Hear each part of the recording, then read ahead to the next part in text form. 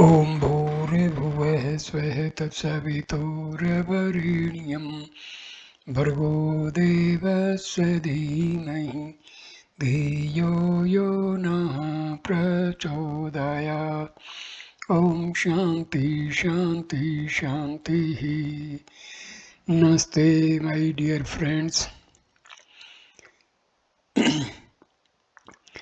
I am going to start videos on Vivek Chudamani. This is a great holy book of Adi Sankaracharya. This book is one of the most important books on Vedanta. So I start the first video with the prayer or devoted dedication. सर्व वेदांत सिद्धांत गोचरम तम गोचरम गोविंदम परमानंदम सद्गुरुम प्रणतो सम्यहम. This is the first stanza of Vivek Chudamani.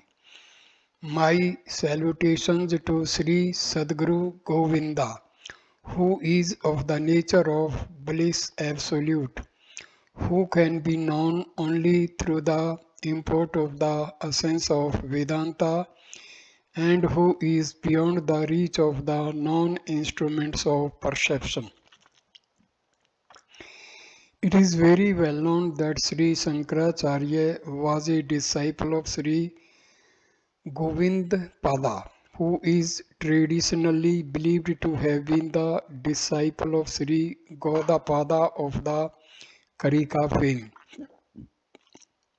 Here in the opening verse, Sankara prostrates to his master Acharya Govindapada. The verse can be interpreted in two possible ways: as a mortal's physical act of prostration unto a finite guru. It has already been interpreted. It can also be understood to mean the spiritual salutation of a man of wisdom to the supreme truth.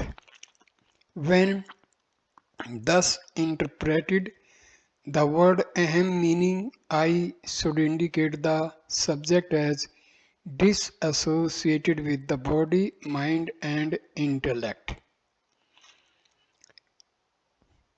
This ego center in the seeker comes to seek its identity with the real and discovers for itself that the Supreme Govinda, the essence in all Vedantic literature, beyond the perception of the sense organs, human emotions and reasoning intellect, can be experienced as the ego's own real nature when contemplation takes place along the lines of discussion indicated in the scriptures.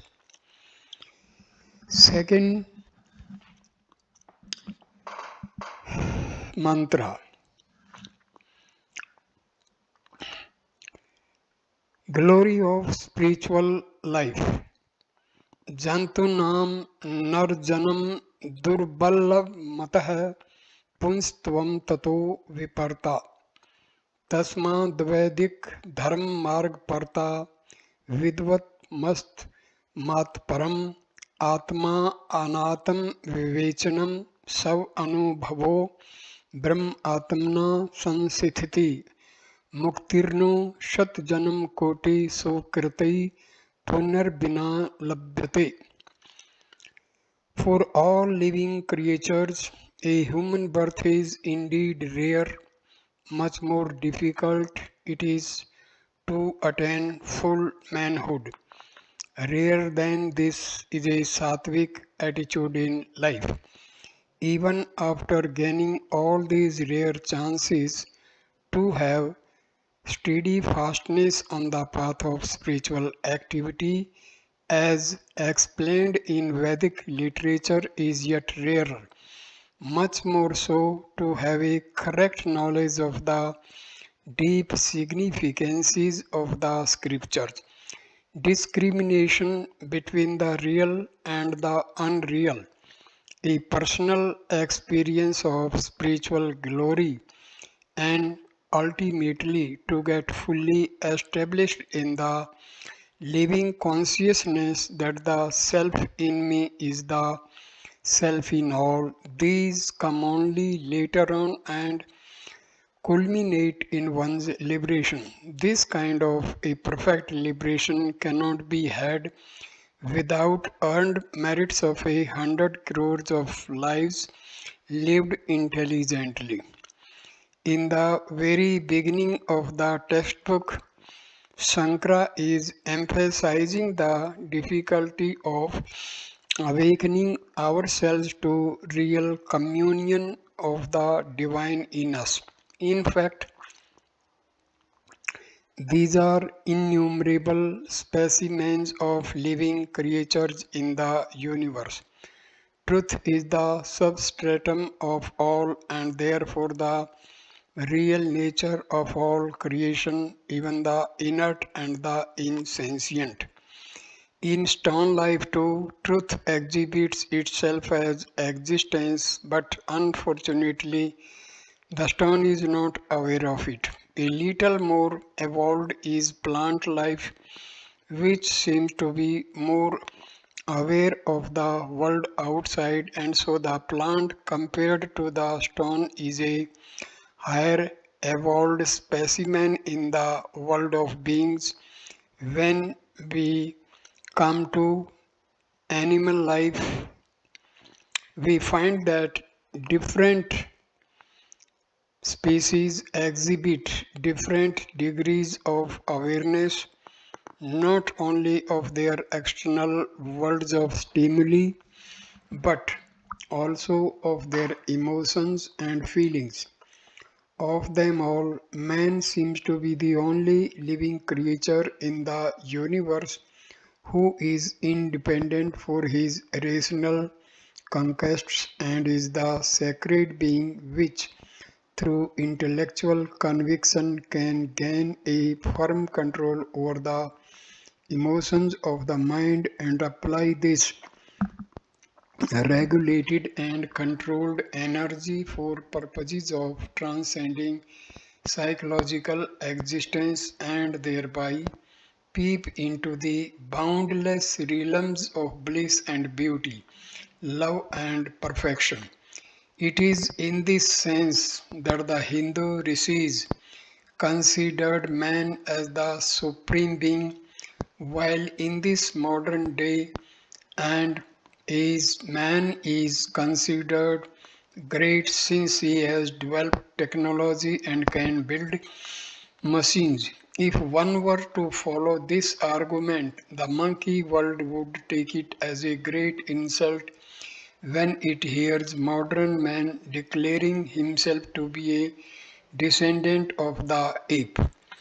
Here Sankara seems to emphasize that this text is meant only for evolved human beings since it explains and expounds a theory of spiritual perfection which can be understood, practiced, pursued, and perfected only by men of certain mental caliber and moral character. Such perfect ones who are ripe for a sudden and immediate spiritual self-development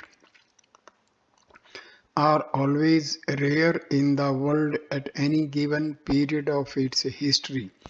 Thus the Acharya says that to get a human birth is rare, having got a human birth to have a masculine temperament is rare still. In the interpretation of this verse, a lot of misunderstanding has crept in, and some even glorify their misunderstanding on the score of a Vedic sanction. Thus, Pandits jump to a hasty conclusion and interpret this statement as a direct condemnation of women. According to such a thoughtless reading, women are not considered fit for Vedantic contemplation or self-realization. It is indeed strange how such fantastic ideas gained currency in the country of the great rishis. For more than half our scriptural declarations have been either given out by the Divine Mothers or were addressed to them directly by the rishis. Then why this special preference shown to the masculine sex? At this juncture, we must bring our discriminative capacity to understand that when these qualifications were given out, they were not given out with reference to the body. With the body, no Vedantic sadhana can be undertaken. The main practices in Vedanta are reflection and meditation, which are to be undertaken by a healthy mind and a keen intellect. So it means that feminine qualities of mind and intellect are to be eschewed. A masculine inner personality full of courage, discrimination, detachment, equilibrium, peace, and cheer is the fittest instrument for a quick march to the goal indicated by Vedanta. When applications are invited by a government, say for the police force and for the engineering department, the qualifications required by the two categories will be different from each other. An applicant for the police force will be rejected if his height is less than the prescribed minimum. But an engineer, if fully qualified and experienced, will be accepted even if he looks unhealthy, lean and pale. In the former category, what is wanted is a good physique, while in the latter, the candidate is expected to fulfill a subtler demand, the required intellectual quality. An expansive chest and a pair of strong biceps are not needed to design a bridge or to plan a power project for the nation, while not much intelligence or calculation is needed in making a successful lathi charge. What is meant is qualifications are declared according to the functions required of the applicant.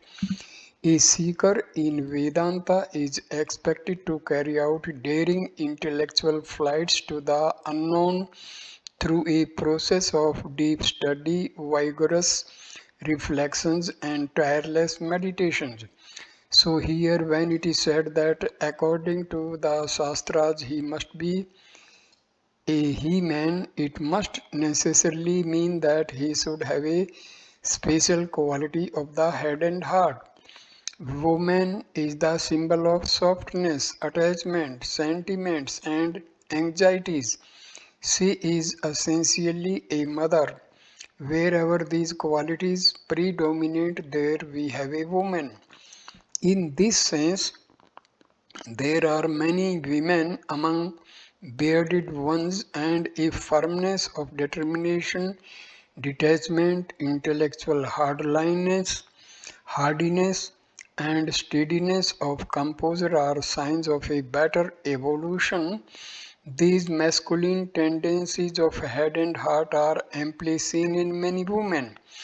Therefore, the verse refuses none that chance to study the scriptures and seek through Vedanta one's self-development simply because one happens to have a feminine body. Viparta. This again is a term upon which the orthodoxy built up an absurd interpretation that self-realization is available only for those who are by sheer accident of birth worthy or unworthy sons of Brahmins. This misunderstanding has been glorified to the status of wisdom, and the amount of devastation it has brought to Hinduism looks almost irreparable now. As before, we must consider this qualification also as indicating a special quality of head and heart. Santosh, contentment, samadhana, spirit of self-surrender, and shanti, peace arising from right knowledge are the special qualities, sattvic temperaments of a well-evolved man. Men in any generation, when observed closely, can be classified into three distinct categories: the animal man, the man man, and the God man. He who is ever a victim of his gross instincts and a hopeless slave to his emotions and impulses is classified as an animal man. When he has disciplined these instincts in himself, he is considered a full grown, mature human. Such a vipra, meaning a man has the necessary viparta to strive rightly and grow steadily into the last stage of his evolution, the supermanhood or godhood, when he becomes a godman. Vedika Dharma Marga Prata. When one has a human body along with the serener qualities of the heart and the sattvic attitude of the intellect, one is indeed blessed with all the preliminaries for his evolution. But all these can run to waste if not properly harnessed and intelligently applied. So Sankara declares that even after gaining all the above qualifications, rarer still are those who will find the energy to apply themselves faithfully to the methods of integration as suggested in Vedic literature. Selfless karma, rituals and practices of devotion, japa, puja, etc. alone can purify the inner personality and bring more and more integration to it. Concentration increases through desireless actions, and a person who has greater concentration, ekagrata, has necessarily a finer antahakarna. So steady concentration must be the initial attempt of all seekers, especially those on the path of knowledge. Vidvattam. When such a man has developed a high power of concentration, he becomes fit for a profitable study of the scriptures. But without the true knowledge of the whys and the wherefores of the techniques, he will not be able to keep up his enthusiasm for sadhana because of his limited understanding. Therefore, the study of the scriptures is indicated here, and the literature that shows the goal, declares the path, and gives the rational arguments for both is the Upanishads. When a man having developed his powers of concentration through selfless actions studies the scriptures properly, he gains in discrimination between spirit and matter, the real and the unreal. Soon he comes to realize that the self in him is the self in all, and ere long he gets established in his experience of godhood. Sankara, in enumerating these stages of self development, gives us in a nutshell the unwritten chapters in Darwin's half declared theory of evolution. Here we have all the various stages through which man consciously, by right living and self-progress, climbs on to the lap of the Lord, there to merge with him, there to become Shiva. This is called Mukti, the full and final liberation of a mortal from all his limitations. The last line is not a cry of pessimistic despair, it is the call of hope urging man to wake up and act, to grow and achieve the highest gain. No reader of this verse should consider himself as standing low down in this upward procession.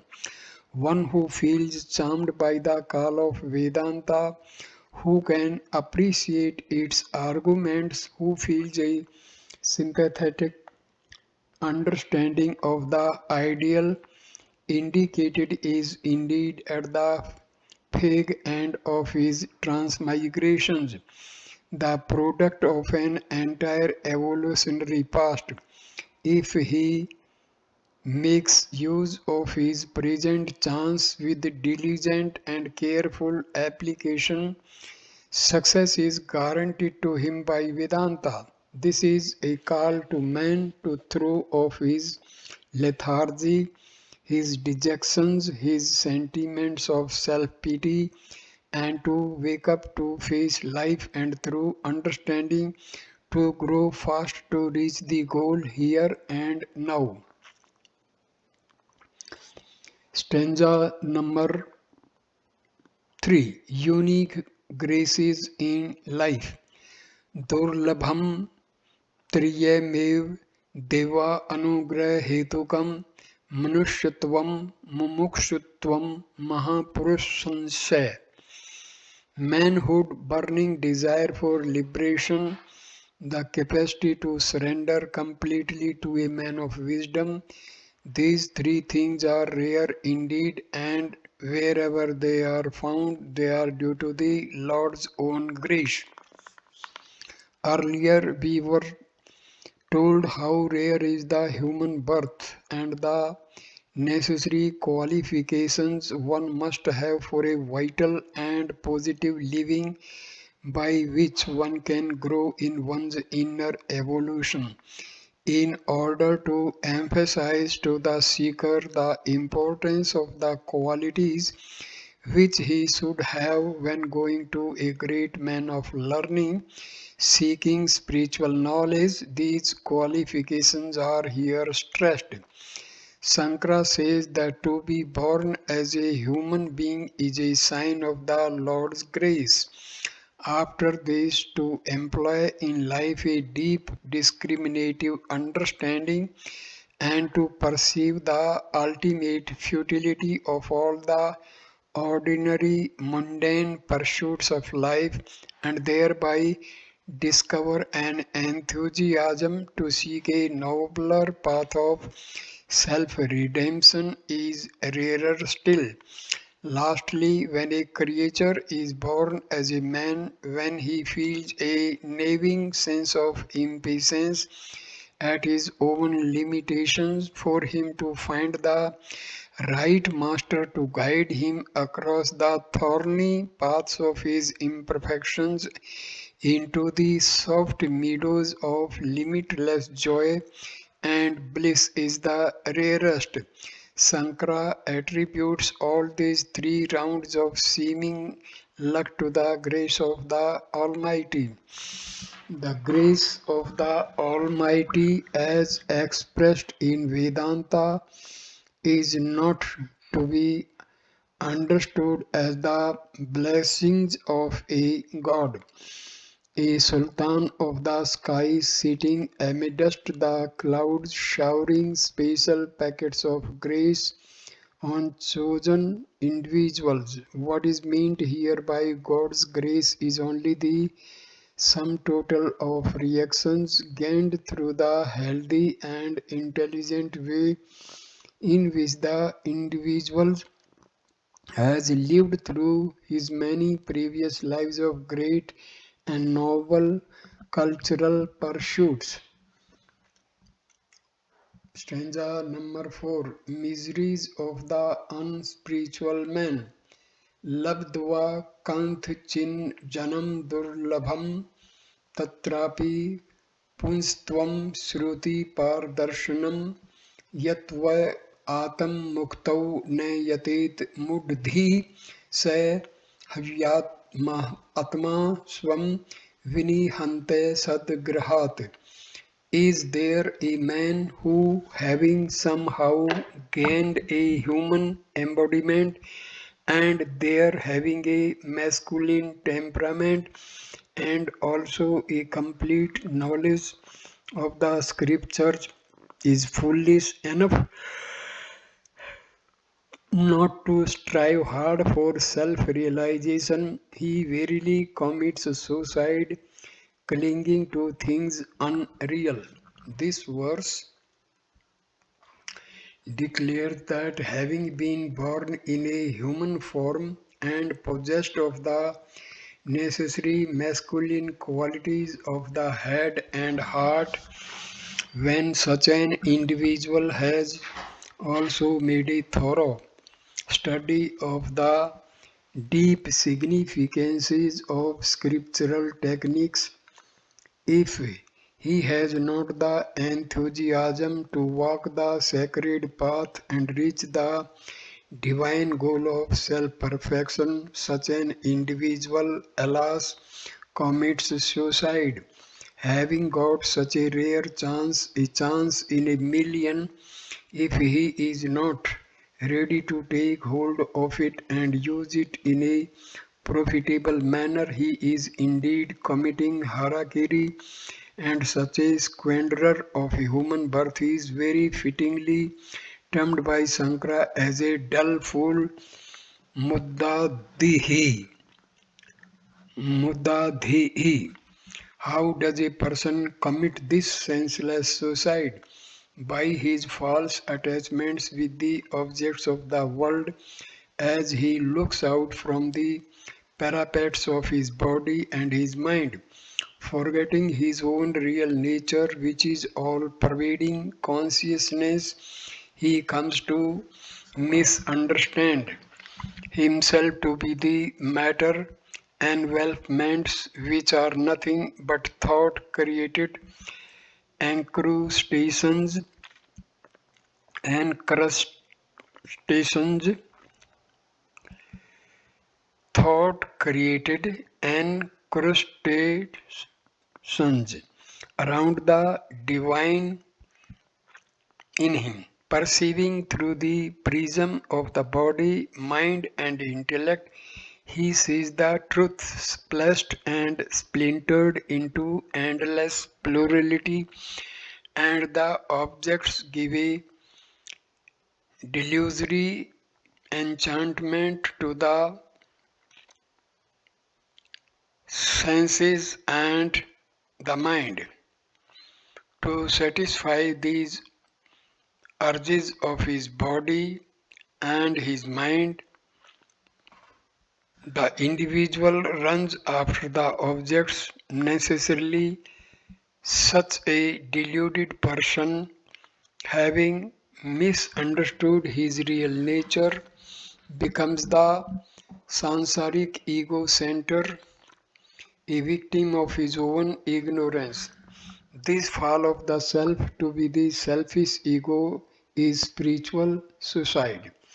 There is no real suicide possible to the Atma. No danger can come to me simply because I dream the greatest of dangers, even though the dreamer in me suffers all the dangers of my dream. The moment I wake up, I realize that the dangers as well as the dreamer who suffered them were all my own mental creations, only in an unsubstantial dream world. So, from the standpoint of reality, there is no suicide, but Sankara comes down to our level to help us discriminate between the real and the unreal in and through our day-to-day life, and it is in this sense that he says we commit suicide. It is not the destiny of the self to suffer, but it is the lot of the ego that strives in this world to be the sacred and the divine. Stanza number 5. Ite कौनवस्ति मूढ़ात्मा यस्तु स्वार्थे परमादत्ति दुर्लभम मानुषम देहम प्राप्य तत्रापि पौरुषम. Is there a greater fool than the man who, having got the rare chance of a human miseries of the unspiritual man, birth, and thereto the masculine qualities of the head and heart, falls short in his efforts to rediscover himself? All creatures must wait for millions and trillions of years until nature takes them up step by step and molds them into greater evolutionary equipments. In all the lower strata of existence, evolution is not a conscious development on the part of the individual, but an involuntary thrust up received by him from the course of nature.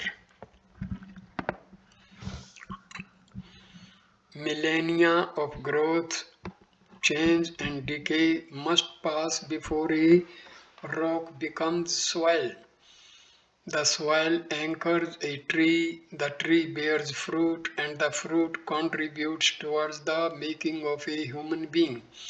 Millions and trillions of spermatozoa and ova are produced, but only a few of them are united to create a human being. Of all the countless possibilities to be born, a human is a rare chance indeed. And having thus got a human form, what do we do with it? Man, because of his mind and intellect equipment, is to an extent free from nature in evolving himself.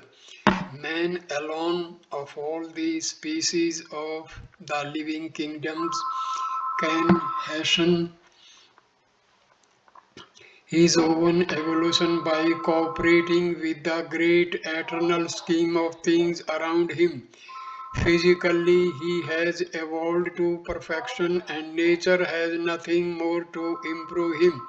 His next lap of evolution awaits him at the level of his mind and intellect, and this is a process in which nature cannot help him at all. With this Shastric conclusion in mind, when the Acharya takes up his pen to guide the generation, he must necessarily exclaim and conclude that there can never be a greater fool than the one who, being blessed with a human birth and the necessary mental and intellectual capacities, does not intelligently invest them for the higher purpose of self-redemption and self-rediscovery.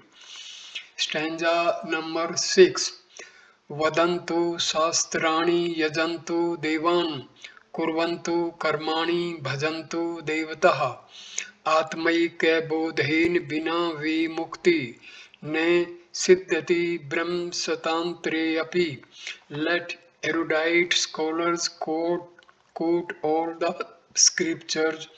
Let gods be invoked through sacrifices, let elaborate rituals be performed, let personal gods be propitiated. Yet, without the experience of one's identity with the self, there shall be no liberation for the individual, not even in the lifetime of 100 Brahmas, put together.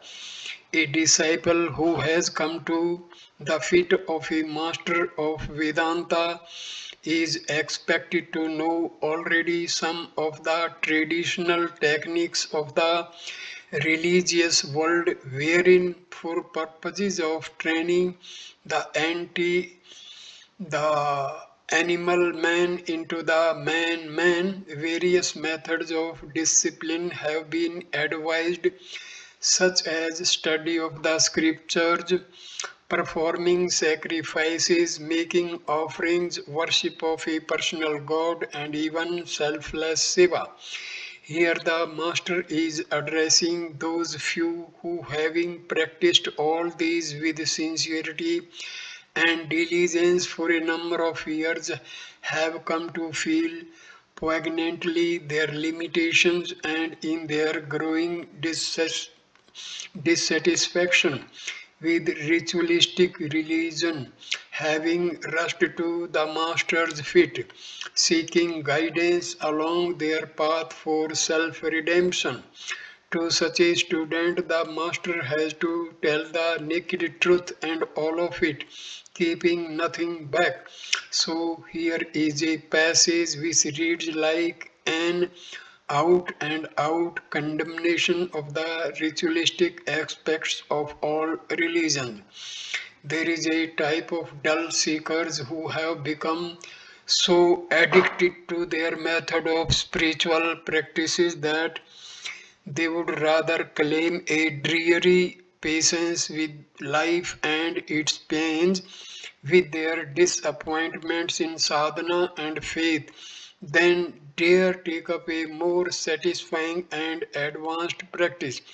This is in fact an expression of their superstitious fear at leaving the path which they have been practicing for so long.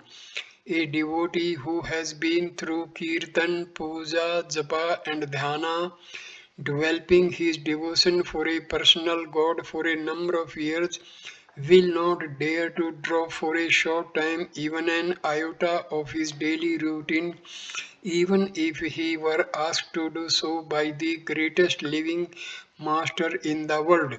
Just as one gets addicted to a false way of living, so one can easily become habituated to whatever is accepted as a good way of living. To live in a routine will never yield the secret of living in inspiration. To get habituated to any method is to get into a rut and balk all progress. We must have the freedom at every moment to change our pattern of living and seek new methods of keeping the mind and intellect occupied in a lively warmth of love and cheer. Else, even our worship becomes mechanical and in the end stultifying. In this sense, Vedanta is heretical and revolutionary. The attitude with which one should do the hearing Sarvana of the scriptures is totally different from the attitude with which one is asked to do reflection, manana upon what one has heard.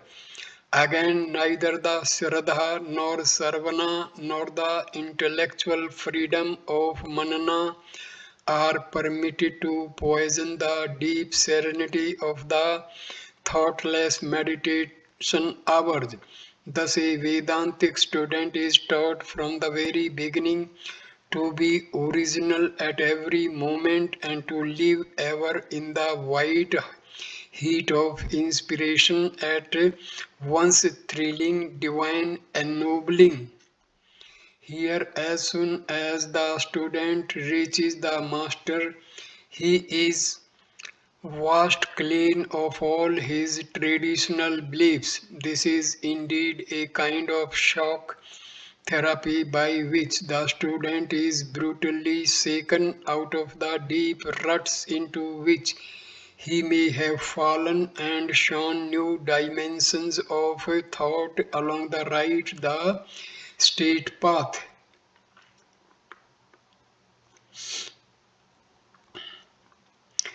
His wrong notions about religion, his confirmed belief in rituals, his blind faith in hearsay are all shown here as having nothing to do with true and permanent liberation. Learning the Shastras, invoking gods through sacrifices, selfless work, and even devotion to a personal god have been denied as having any capacity to give us mukti, even in the lifetime of 100 Brahmas, which is according to our mythology equivalent to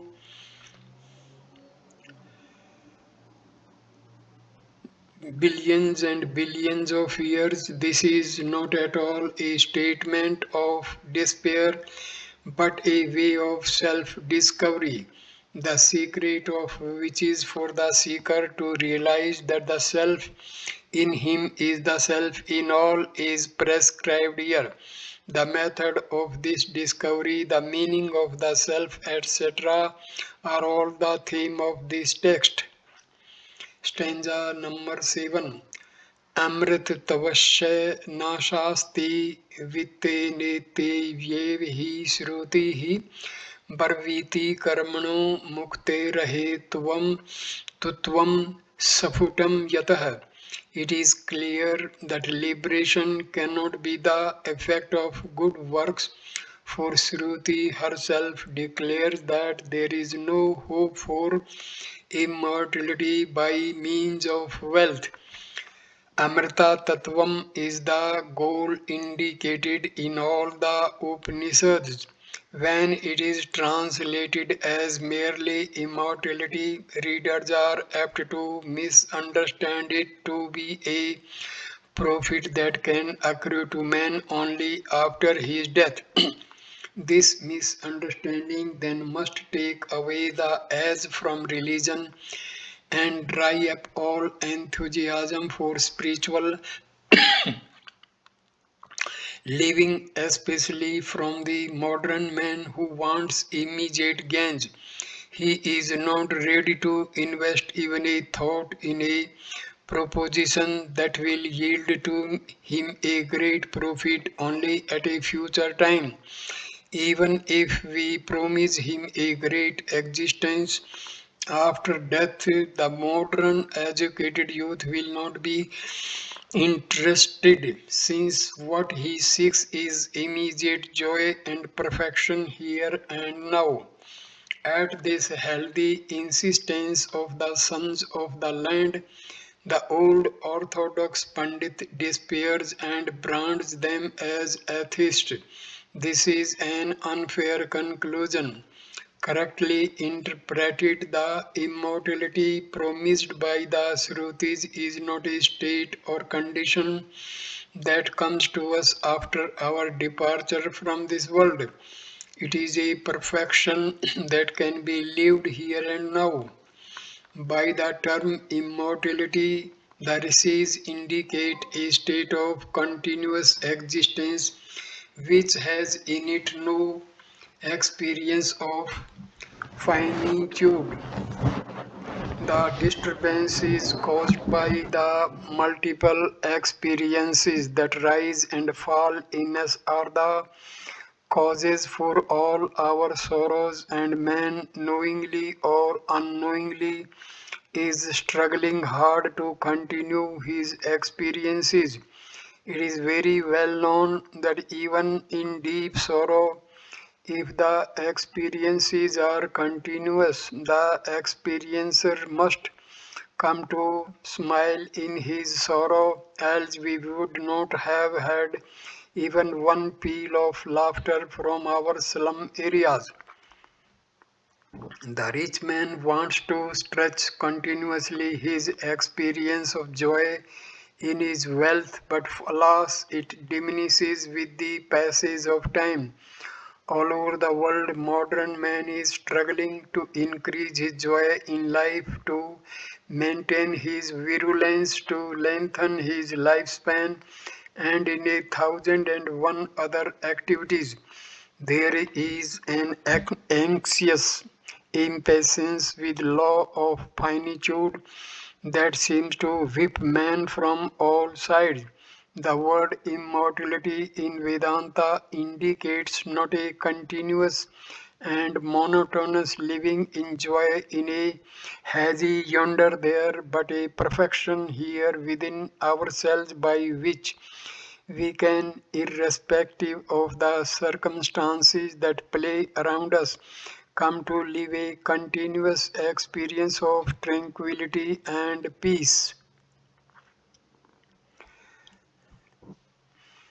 The mental equilibrium, which refuses to entertain any revolting or choking disturbances from without, this mental poise and intellectual dexterity which make it possible for the mind to rise in revolt against itself. This endless peace cannot be gained, says Sankara, through the wealth, vittam, of sense objects, vittam, though it generally means wealth, here means the wealth that gives us immediate experiences, and indeed it is these sense objects that directly convey experiences to us from the external world.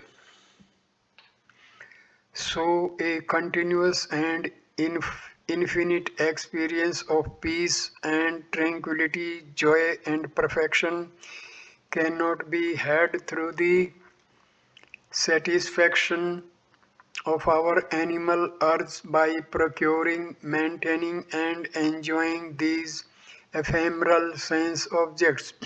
In this sense, this verse throws a flood of light on the previous one.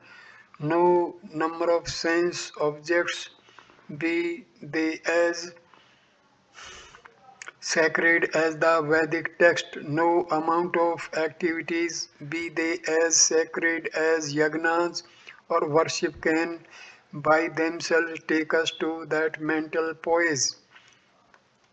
All acharyas, irrespective of their philosophical beliefs, accept the declarations of the scriptures as absolute and as having unquestionable authority. This attitude is not acceptable to the modern youth who, in his colossal ignorance, thinks himself daring enough to question even the rishis. He may not dare to question in his physical classroom and will silently and satisfactorily swallow a statement such as that electrons and protons are moving with a terrific frequency around a neutron in every atom. His spirit of inquiry and craze of understanding seem to freeze when it comes to modern science, but the moment he hears the declarations in ancient text, he finds in himself the audacity to question, but unfortunately has not the courage to examine or the stamina to experiment with those ideas. What a letdown! The great acharyas of yore were not the senile or idiotic dreamers we are prone to label them. This is not only an insult to their intelligence but also to our own and that of our ancestors who believed and followed them with benefit. The Acharyas accepted the declarations of the Shrutis because of the bona fide character and temperament of the rishis who declared them. They did not, like politicians, go to the public to thrust their ideas down the throats of the listeners.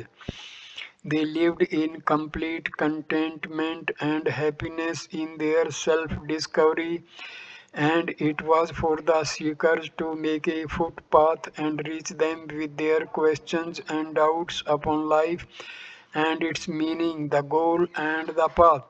To those seekers, out of sheer kindness, these men of realization declared the truth of their own experiences in a burning spirit of inspiration and love.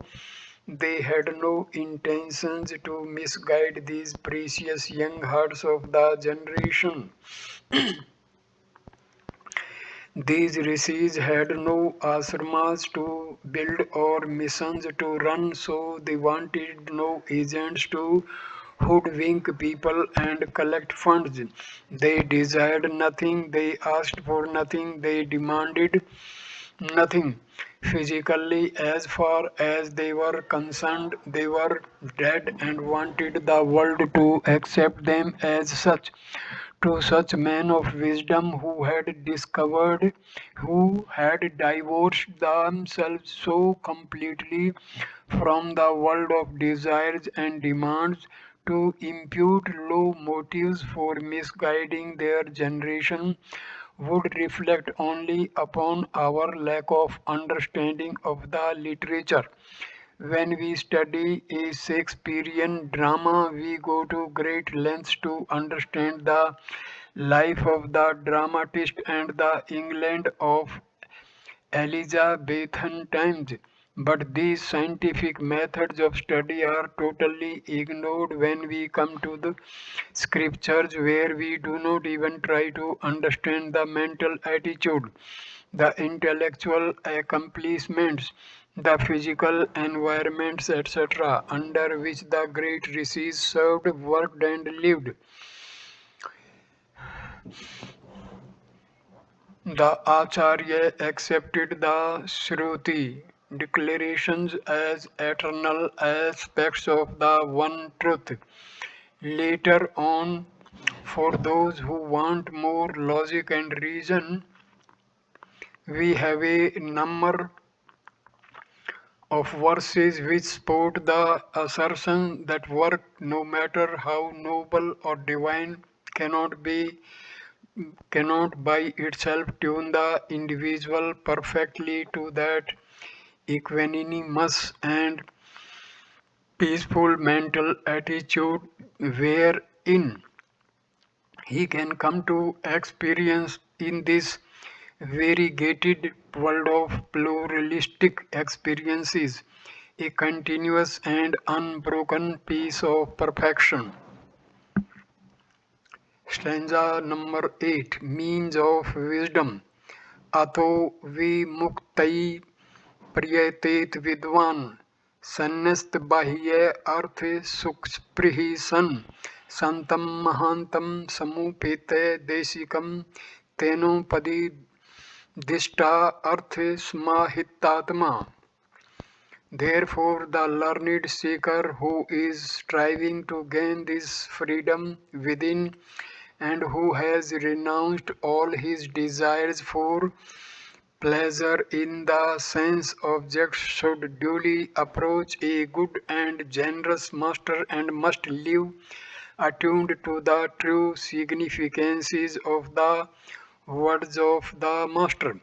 If Shruti declares that a man cannot achieve victory over his lower self and inner weaknesses through actions, however glorious and noble they may be, one is apt to conclude that there is no method by which one can redeem oneself. This despair perhaps the master noted on the face of the disciple and so hastened to console him. We have here a positive declaration of what exactly a seeker should do in order that he may be well established on the path of truth.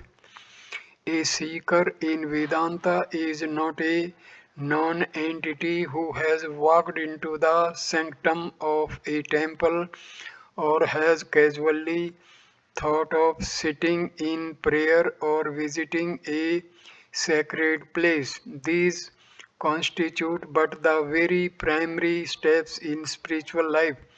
A student entering the halls of wisdom can gain admission only when he has had a good education not only in the marketplace but also in the great works discussing the theory and meaning of life.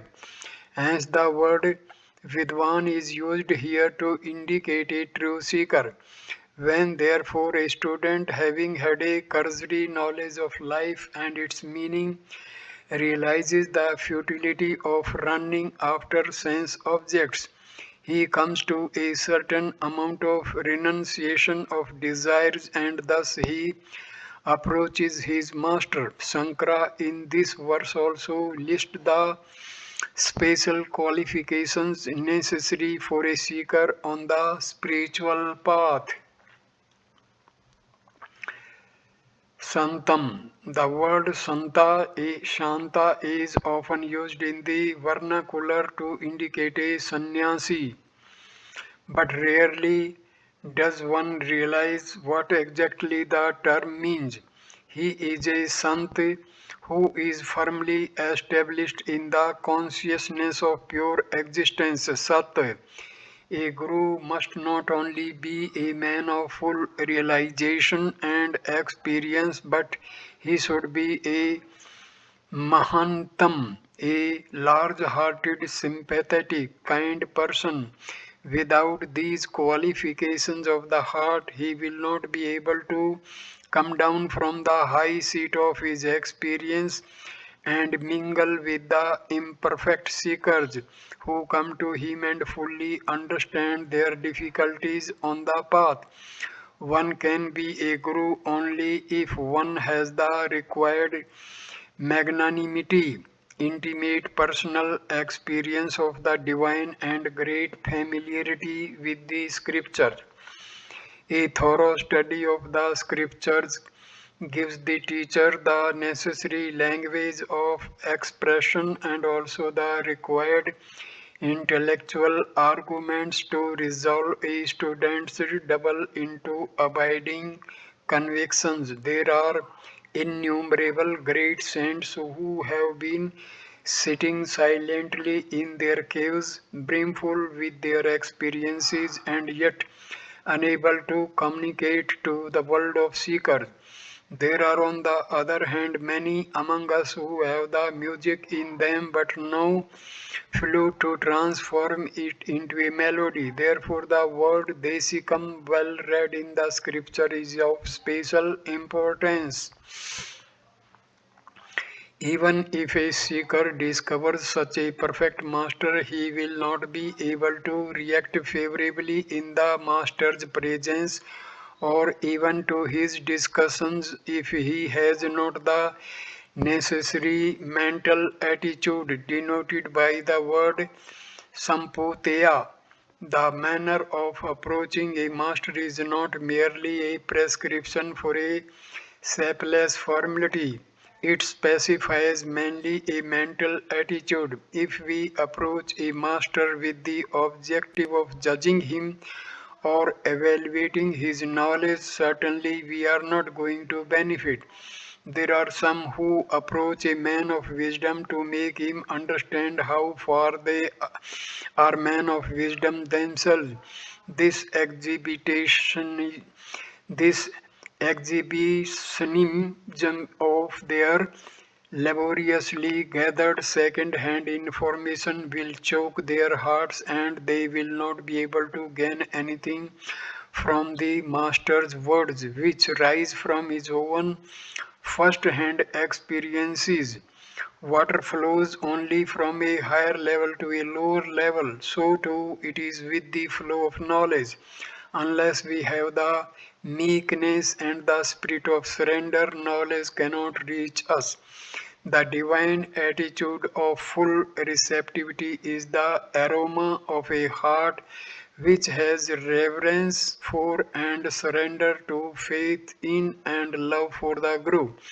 These are therefore insisted upon in the Shastras, but they may seem to the modern man as arrangements set up by a team of social criminals to loot and plunder the credulous public. Such an opinion reflects the level of decadence into which modern man has fallen. Again, even with all the prescribed qualifications, if a seeker were to reach the feet of a perfect master, the transferred knowledge cannot take root in the student unless he is himself ready to strive along the path. The instructions given here explaining how he should conduct himself in the presence of the master are very significant indeed, especially so in our times when we are all laboring under terrible misunderstandings about this Guru Sisya relationship. After all, a master can only explain truths and give sufficient logic to give the seeker intellectual conviction. These ideas are at best prescriptions for certain values of life which cannot yield any benefit unless they are taken up and made a part of the entire scheme of our evolution. The major part of the work depends upon our own efforts to rehabilitate ourselves. Thus, it is said the individual should try to live the deep significances of the percepts of the master. More often than not, we find that we try to follow what the master did and not what he said.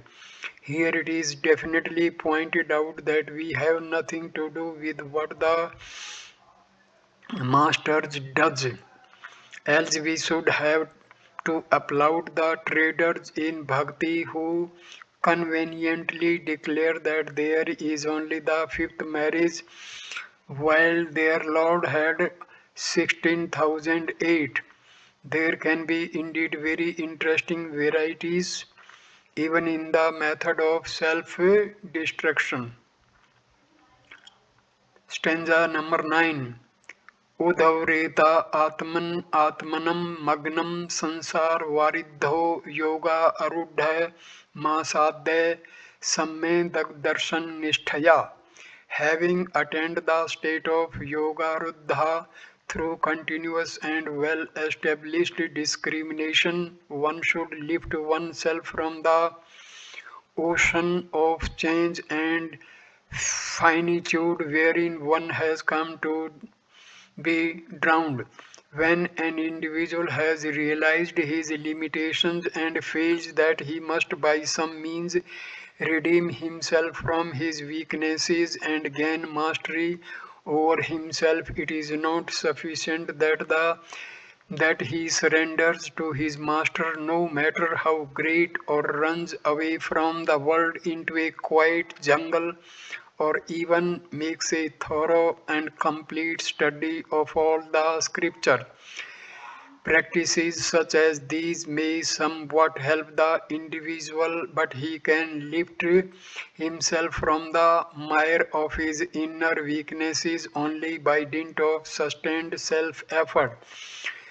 Through study, following of Shastraic instructions, practices of self-control and various other spiritual sadhanas generally undertaken in the name of religion, one can expect to develop the subtlety of one's inner instruments for experiencing the world as it is, uncolored by any personal prejudices, attachments, or hatreds. This perception of the world as it is in perfect detachment and discrimination is called Samyug Darshana. Darshana in Sanskrit also means philosophy, and therefore the term can also be interpreted as the vision of the world through the eye of philosophy. When one views life from this angle and with a right mode of perception, slowly and steadily, one gains the state of a yoga ruddha. When desires are not murmuring, thoughts cannot arise, and when thoughts do not rise, there will be a complete cessation of actions. When an individual, through study, satsang, and intelligent thinking, has come to observe life and its happenings with the right attitude, and intellectual poise, he automatically gets established in yoga. The word yoga has come to be associated with so many unnecessary trappings that a student is apt to miss his grip on its import here.